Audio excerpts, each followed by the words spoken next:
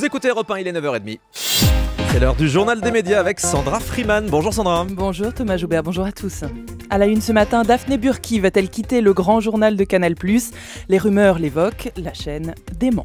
Après l'arrêt annoncé de son émission musicale Shabada le dimanche après-midi sur France 3, Daniela Lombroso s'en prend à la ministre Aurélie Filippetti. Et puis, une information Europe 1, Willy Rovelli, chroniqueur chez Michel Drucker sur Europe 1, sera sur France 2 dans Fort Boyard tout l'été.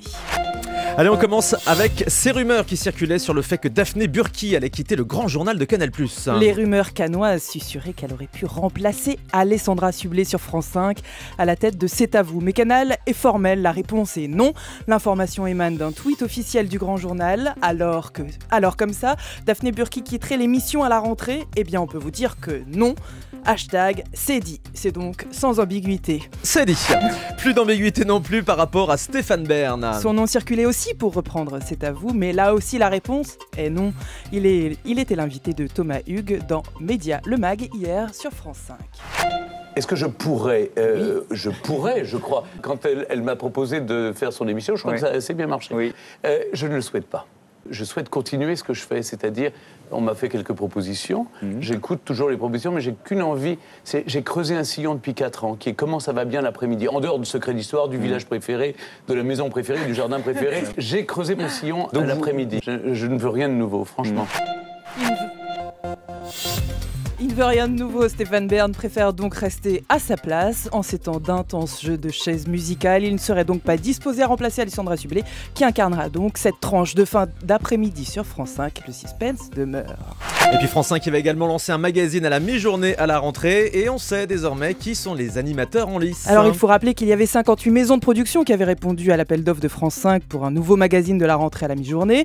Il reste aujourd'hui 3 projets en lice. 4 animateurs, Sidonie Bonnet, qui pourrait alors quitter W9, Anne-Elisabeth Lemoine, qui officie sur Canal+ le midi depuis quelques années, et un duo, celui de Thomas Hills, et de Elena Morna d'Europe 1, qui connaît le rythme de la quotidienne sur France 5 pour avoir fait longtemps partie de l'équipe des maternelles. Tous ces animateurs ont été jugés en accord avec l'esprit de la chaîne pour ce prochain rendez-vous sur la consommation qui portera les valeurs du mieux vivre ensemble et qui sera programmé tous les jours à la mi-journée à la place des zouzous. Après la décision d'arrêter Shabada, Daniela Lombroso s'en prend aujourd'hui à la ministre de la Culture Aurélie Filippetti. Daniela Lombroso était l'invitée du Buzz Orange Le Figaro. Lors de cet entretien pour commenter l'arrêt de son émission, elle ne s'attaque pas du tout à sa direction de France 3, pas non plus à celle de France Télévisions, mais vise directement son ministre de tutelle qui impose aux chaînes publiques de revenir à l'équilibre financier. La tutelle, en l'occurrence le ministre de la Culture et de la Communication, Aurélie Filippetti, a demandé à ce que France Télévisions arrive à l'équilibre en très peu de temps, tout en refusant toute baisse des obligations. Et donc, Aurélie Filippetti, qui n'a pas compris grand-chose franchement à la télévision aujourd'hui, Ça lui fera plaisir. a annoncé il faut couper dans le flux. Comme ça, avec une certaine brutalité. Et je crois qu'elle ne se rend pas compte que le flux est ce qui crée vraiment du lien avec le téléspectateur et ce qui le fait venir. Et que la télévision de service public ne peut pas se passer du flux. Aurélie Filippetti n'a pas compris grand-chose à la télévision. La phrase a fait grincer évidemment. La réponse du ministère ne s'est pas fait attendre. Franck Chaumont, le conseiller presse de la ministre, a répondu via 2 tweets. D'abord, Aurélie Filippetti ne donne pas d'ordre aux responsables de France Télévisions sur les programmes à supprimer ou pas. Ça semble en gêner certains. Et puis un second, comprendre la télévision, c'est respecter son indépendance. Un message qui sous-entendrait que le ministre n'ait pas voulu intervenir dans la décision de France Télévisions. Un nouvel épisode dans l'affaire du mur des cons. La direction de France 3 a indiqué ce vendredi que l'auteur des images du mur des cons, le journaliste de la chaîne Clément Veil-Renal, est renvoyé devant un conseil de discipline de l'entreprise. Ce conseil se tiendra au début du mois de juin.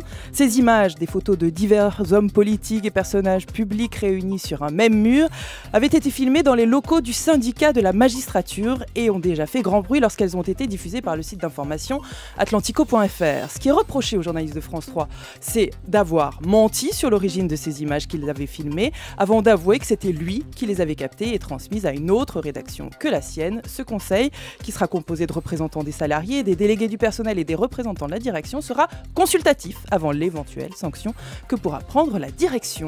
Et puis une info exclusive, information Europe 1, Willy Rovelli sera sur France 2 tout l'été. Il a été chroniqueur cette saison sur Europe 1 dans l'émission de Michel Drucker. Willy Rovelli se transformera cet été en un cuistot italien dans l'émission Fort Boyard. Un nouveau personnage récurrent donc pour accompagner les intervenants dans ce jeu. Un personnage qui ne sera pas très sage, il y en avait déjà un, ça tombe bien, et puis un peu fou, pas trop discret, pas passe-partout du tout, mais il y en avait déjà un aussi, donc ça tombe vraiment bien. Willy Rovelli pourra ainsi parfaitement bien y trouver sa place. Pourtant il a la taille, hein. Allez, on termine avec le chiffre du jour. 34 000 € au lieu de 54 000, c'est le montant du spot de publicité pendant l'émission En Air de Star sur M6.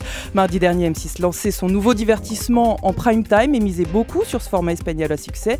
Ils avaient donc affiché des tarifs publicitaires très élevés, mais les audiences n'ayant pas été au niveau des espérances en réunissant 2 600 000 téléspectateurs et surtout seulement 15,5% des ménagères de moins de 50 ans, la 6 a été forcée de revoir ses exigences très nettement. Et on verra ce que ça donne en audience donc demain soir. Merci beaucoup Sandra Freeman.